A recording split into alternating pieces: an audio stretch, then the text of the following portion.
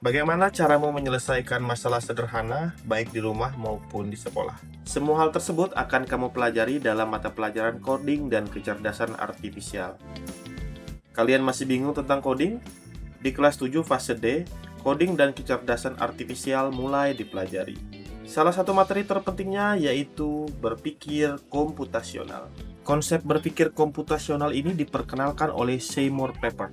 Konsep berpikir ini mengajarkan kita bagaimana kita memecahkan masalah secara logis dan juga sistematis, sehingga dapat dipahami oleh manusia ataupun komputer. Baiknya, dalam konsep berpikir ini kita tidak perlu menjadi ahli komputer untuk menguasainya. Ada 4 pilar utama untuk berpikir komputasional. Yang pertama yaitu dekomposisi, yang kedua yaitu pengenalan pola, yang ketiga abstraksi, dan yang keempat adalah algoritma. Penasaran bagaimana keempat pilar ini bisa kamu gunakan dalam kehidupan sehari-hari? Yuk follow dan ikuti video selanjutnya. Mari kita mulai yang pertama yaitu dekomposisi. Dekomposisi adalah teknik memecahkan masalah yang rumit menjadi bagian-bagian kecil agar lebih mudah diselesaikan. Contohnya bagaimana kita menyusun jadwal piket kelas. Masalah terbesarnya adalah bagaimana agar kelas selalu bersih setiap hari. Masalah ini kita pecah-pecah menjadi bagian kecil, seperti berapa jumlah hari sekolah dalam satu minggu. Contohnya ada 5 hari, ada 6 hari sekolah. Kemudian berapa jumlah siswa di kelas tersebut. Kemudian berapa siswa yang bertugas piket setiap hari. Kemudian tugas apa saja yang harus dilakukan. Nah, setelah dipecah, barulah kita susun kembali jadwalnya dengan rapi. Inilah kekuatan dari dekomposisi. Masalah besar menjadi langkah kecil yang mudah untuk diselesaikan. Dari dekomposisi kita beralih kepada pengenalan pola atau pattern recognition, yaitu kemampuan untuk mengenali kesamaan atau keteraturan dari data yang ada. Dalam penyusunan jadwal piket kelas yang kita lihat tadi, kita bisa melihat pola-polanya seperti ini. Setiap hari selalu ada 4 siswa atau 5 siswa yang bertugas. Kemudian siswa yang piket pada hari sebelumnya tidak akan mengulang lagi pada hari yang berikutnya.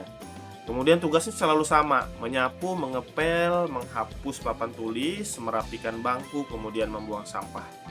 Dari sini kita bisa melihat nih pola yang ada, yaitu jumlah petugas piketnya pasti tetap, jenis tugasnya selalu sama, dan juga jadwalnya bergilir.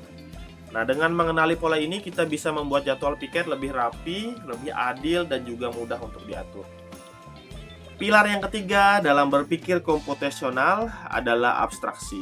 Pada tahap ini kita hanya fokus pada informasi yang penting dan juga mengabaikan detail yang tidak relevan. Dalam menyusun jadwal piket kelas, kita tidak perlu lagi memasukkan semua data tentang murid atau siswa, seperti hobinya apa, warna favoritnya, bahkan alamat rumahnya. Yang benar-benar kita butuhkan hanyalah nama, kemudian hari dia bertugas, dan kemudian jenis tugas piket apa yang akan dilakukan pada hari tersebut. Dengan abstraksi, jadwal piket ini akan menjadi lebih sederhana, jelas, dan mudah untuk dibuat.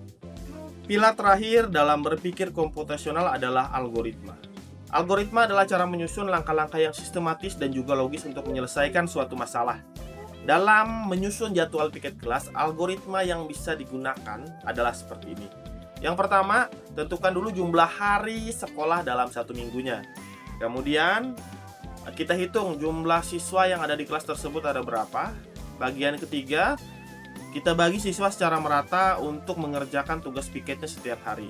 Keempat, tentukan tugas dari setiap siswa tersebut. Kemudian kelima, tuliskan hasil dalam bentuk tabel yang mudah untuk dibaca dan juga diperhatikan oleh murid-murid di kelas. Nah, dengan algoritma ini kita tidak lagi menebak-nebak, tetapi kita sudah mengikuti langkah-langkah yang jelas untuk mendapatkan solusi yang adil dan juga rapi. Nah, sekarang kita sudah mengenal 4 pilar dari berpikir komputasional. Mulai sekarang, setiap masalah bisa kamu hadapi dengan cara berpikir yang lebih teratur, logis, dan juga cerdas. Inilah kekuatan dari berpikir komputasional. Jangan lupa untuk kamu follow, karena kita akan belajar coding dan kecerdasan artifisial dengan cara yang mudah dan dekat dengan kehidupan kita sehari-hari. Sampai jumpa di video berikutnya.